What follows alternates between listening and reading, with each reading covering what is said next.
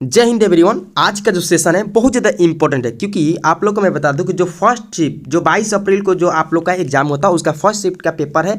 और इसमें आप लोग को टोटल 12 प्रश्न लाए हैं। ये 12 प्रश्न से ये आप लोग को साबित होगा ना कि अगर आप लोग मेरे भाई इंडियन आर्मी की तैयारी करते हो किसी भी ट्रेड्स को, लेकिन ये जीडी वाला के लिए ठीक है, तो आप लोग इसको प्रैक्टिस कीजिए और प्रैक्टिस करने के बाद देखिए कि आप लोग कितना सही कर पाते हैं, किस टाइप से प्रश्न आ रहा है। बिगनर के लिए तो ये स्पेशल क्लास है। देखिए हर एक प्रश्न जो आप लोग को अभी स्क्रीन पर 1 मिनट देख लीजिए, मैं टोटल पहले प्रश्न आप लोग को व्यू कर देता हूँ। ये जो आप लोग को दिखाई दे रहा है ना, ये मैंने अपने हाथों से नोट्स भी बनाया हूँ इस क्वेश्चंस के अकॉर्डिंग, ताकि आप लोग को आगामी एग्जाम के लिए यूजफुल और इंपॉर्टेंट रहेगा। ठीक है फ्रेंड्स, उम्मीद करता हूँ समझ गए होंगे। चलिए आगे के देखने से फायदा कुछ नहीं है, हम लोग प्रश्न पर प्रैक्टिस करते हैं। ठीक है, प्रश्न जो है आप लोग का पहला प्रश्न स्क्रीन पर है कि आईपीएल 2023 का महंगा खिलाड़ी कौन बना था। इससे आप लोग को क्या समझ में आता है? प्रश्न तो ठीक है, लेकिन ये आप लोग को बता दूं कि करेंट अफेयर से पूछा गया था 2024 के 22 अप्रैल के फर्स्ट शिफ्ट में कि 2023 के, तो 2025 में जब एग्जाम होगा तो 2024 के आईपीएल में कौन सबसे महंगा खिलाड़ी बना है, इसको याद रखिएगा। ठीक है, बताइए इन चारों ऑप्शन में सही उत्तर क्या होगा? विराट कोहली, रोहित शर्मा, सेम करन और पैट्स कॉमिंस। तो डियर फ्रेंड्स, इसका करेक्ट उत्तर सेम करन था, जो 2023 में सबसे ज्यादा महंगा खिलाड़ी बना था। ठीक है, अब सेकेंड नंबर प्रश्न पर आ जाइए। अब सेकेंड नंबर प्रश्न फिर स्पोर्ट्स से ही पूछा गया है कि देवेंद्र झंझंडिया का किस खेल से संबंध है, और ये ऑप्शन आप लोग को दिया गया है। और आप लोग को इस प्रश्न से समझना है कि प्लेयर का नाम दिया रहेगा, उससे संबंधित खेल पूछा जाएगा। ठीक है, और इस चैप्टर को, इस टॉपिक को कंप्लीट करा चुका हूं। आप लोग टॉपिक ज्वाइन नहीं किए हैं तो कर लीजिएगा इस क्लास के बाद। ठीक है, इसका सही उत्तर भाला फेंक होगा। ठीक है, भाला फेंक से संबंधित रखते हैं। डियर फ्रेंड्स, मैं बता दूं कि आपके एआरओ का प्रश्न नहीं हो सकता है, किसी और एआरओ को हो सकता है, लेकिन ये मत सोचिएगा कि मेरे एआरओ में तो ये प्रश्न नहीं पूछा था। मेरे भाई इंडिया में 29 राज्य है, ठीक है, और उसमें बहुत सारे एआरओ है, और उस एआरओ में हर शिफ्ट में अलग अलग प्रश्न पूछा गया था, हर एआरओ में अलग प्रश्न था। ठीक है, इसलिए आप लोग थोड़ा सीरियस मत होइएगा, लेकिन ये इतना समझिए कि 100 to 10% ये प्रीवियस ईयर प्रश्न है।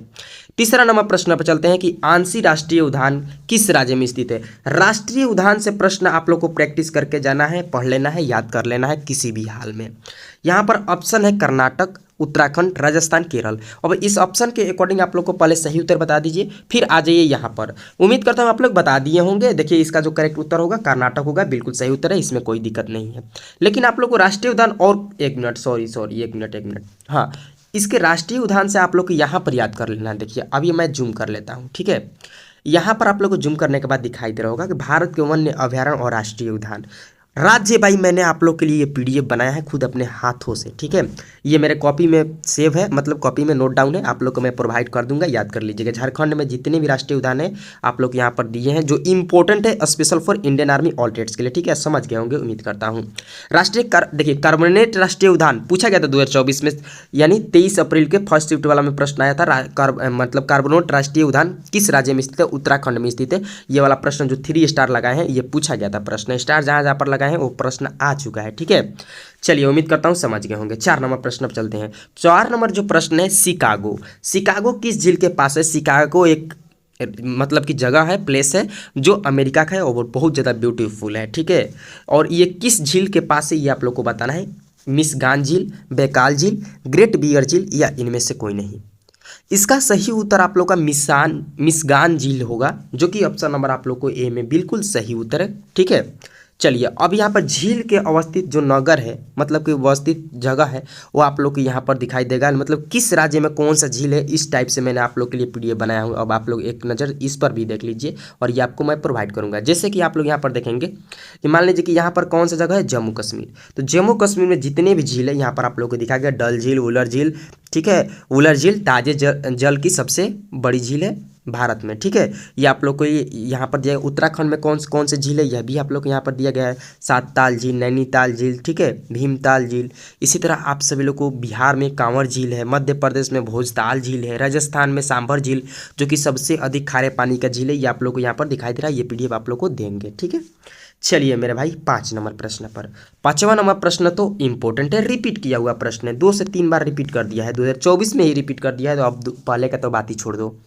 यूएनओ का मुख्यालय कहाँ है बताइए।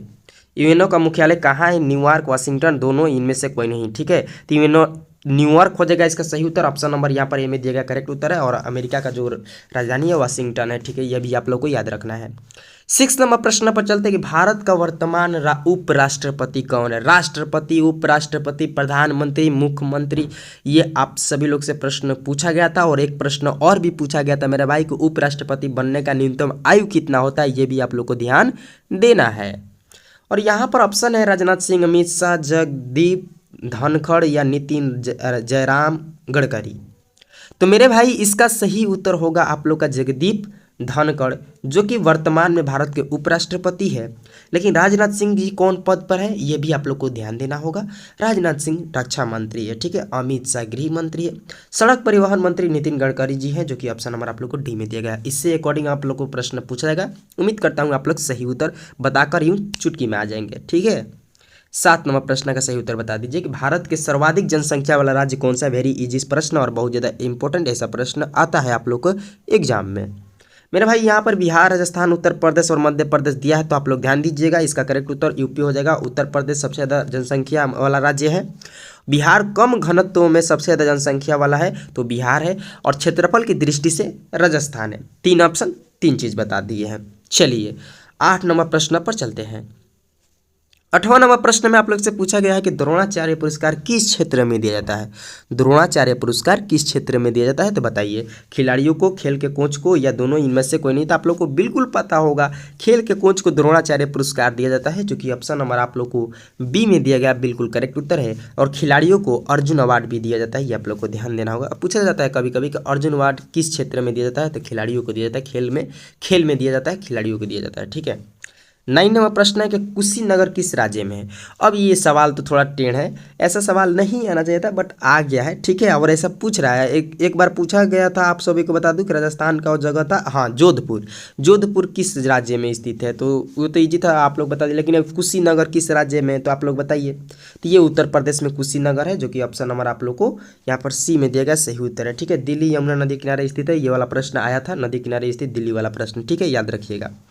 10 नंबर प्रश्न है कि थल सेना दिवस कब मनाया जाता है। शॉर्ट वीडियो में तो मैंने आप लोग को ये करा दिया था यार। शॉर्ट वीडियो में आजकल मैं एक पोस्ट डाल रहा हूँ, जिसमें जो इंडियन आर्मी का one of the most important प्रश्न है, जो 5 से 6 बार रिपीट किया हुआ है, उसको मैं करा चुका हूँ, करा देता हूँ आप लोग को एंजॉय के लिए। आप हंसते मजाक में आंसर दे जाते हैं। इसका सही उत्तर जो होगा आप लोग को थल सेना है, वो 15 जनवरी को मनाया जाता है, ठीक है। 15 जनवरी को थल सेना शहीद दिवस 30 जनवरी को मनाया जाता है, ये आप लोग को याद रखना चाहिए। चलिए 11 नंबर प्रश्न पर चलते हैं। मेरे भाई 11 नंबर प्रश्न भी इम्पोर्टेंट है, ठीक है। कच्छ महोत्सव किस राज्य में मनाया जाता है। नृत्य से जितने भी राज्य है उसको भी आप लोग को याद रखना है। त्योहार और मेले और उत्सव महोत्सव ये भी आप लोग को कराने वाले हैं। मैं तो अपने कॉपी में मतलब कि पीडीएफ बना चुका हूँ, नोट डाउन कर चुका हूँ, उसको आप लोग को प्रोवाइड कर दूंगा, याद कर लीजिएगा, ठीक है। आपका भाई आपके साथ है। ऑप्शन है कर्नाटक, गुजरात, असम, केरल। इसका सही उत्तर जो होगा आप सभी लोग का यहाँ पर गुजरात। कच्छ महोत्सव गुजरात में मनाया जाता है, जो कि ऑप्शन नंबर आप लोग को बी में दिया गया बिल्कुल करेक्ट उत्तर है। 12 नंबर प्रश्न, देखिए 12 प्रश्न सेट किए थे। कल मैं कोशिश करूंगा कि आप लोग को 20 प्रश्न कम से कम जीके के शाम के 8 बजे कराते चलें, ठीक है। और एग्जाम आप लोग को मैं बता दूं कि उसी टाइम पर आप लोग को वैकेंसी आएगा, उसी टाइम के थोड़ा से 1-2 दिन इधर उधर हो सकता है, एग्जाम भी कराया जाएगा, ये हमको लगता है फिक्स ही कर दिया गया है। बताइए आगरा किस नदी किनारे स्थित है। नदियों किनारे स्थित नगर से तो एक प्रश्न फिक्स रहता है, 15 प्रश्न आप लोग को जीके वाला सेशन में एक प्रश्न फिक्स रहता है मेरे भाई। इसका सही उत्तर आप लोगों को गंगा, नर्मदा, यमुना, सरयू नदी के किनारे, तो आप लोग बताइए क्या होगा। देखिए यमुना नदी किनारे आगरा भी स्थित है, दिल्ली भी स्थित है, ठीक है। ये दो जो दिल्ली आगरा वाला कॉम्बिनेशन है ना, कभी ये दे देता है प्रश्न आगरा वाला और कभी ये दे देता है दिल्ली वाला। नहीं तो कभी कभी पूछ देता है कि ताजमहल किस नदी किनारे स्थित है। जब आगरा है तो ताजमहल भी यमुना नदी किनारे स्थित है, याद रखिएगा, ठीक है। गंगा नदी किनारे आप लोग को पटना है, पूछता है, ठीक है। प्रांतीय राजधानी पटना किस नदी किनारे स्थित है, तो गंगा नदी किनारे ही स्थित है, ठीक है। वाराणसी गंगा नदी किनारे स्थित है। राम मंदिर किस नदी किनारे स्थित है, 2024 में ये भी प्रश्न पूछा गया था, आप लोग को पता होगा, एग्जाम दिए होंगे तो सरयू नदी किनारे राम मंदिर स्थित है, ये भी आप लोग को ध्यान देना है। यह अयोध्या स्थित है सरयू नदी किनारे। टोटल 12 प्रश्न आप लोग को कराए हैं। इसमें अगर आप लोग 10 अगर स्कोर कर रहे हैं तो बहुत ज़्यादा अच्छा स्कोर कर रहे हैं, ठीक है। और कमेंट लिस्ट में फीडबैक दो यार, फीडबैक की ज़रूरत है कि मैं आप सभी लोग के लिए और क्या इम्प्रूव कर सकता हूं, उसे करने की कोशिश भी करूंगा। लाइक करना ना भूलिए, लाइक करके मुझे मोटिवेशन देते रहिए कि मैं प्रश्न अच्छे लेवल के 2025 के एग्जाम के अकॉर्डिंग आप लोग को सेट करते रहूँ, चाहे मैथ हो चाहे रीजनिंग हो, उसका तो मैं आप लोग को हैंड टू हैंड अपने व्हाट्सअप नंबर के थ्रू यार दे दूंगा। हर तरह से आपके भाई आपका साथ है, ठीक है। शेयर कर दीजिएगा उस दोस्त के साथ जो इंडियन आर्मी की तैयारी करते हैं। ओ अभी तक सब्सक्राइब नहीं किए हो यार, किस दुनिया में जी रहे हो यार, कम से कम 10,000 सब्सक्राइब तो करवाओ, इतना मेहनत करता हूँ, ठीक है। मिलते हैं नेक्स्ट क्लास में। जय हिंद, जय भारत।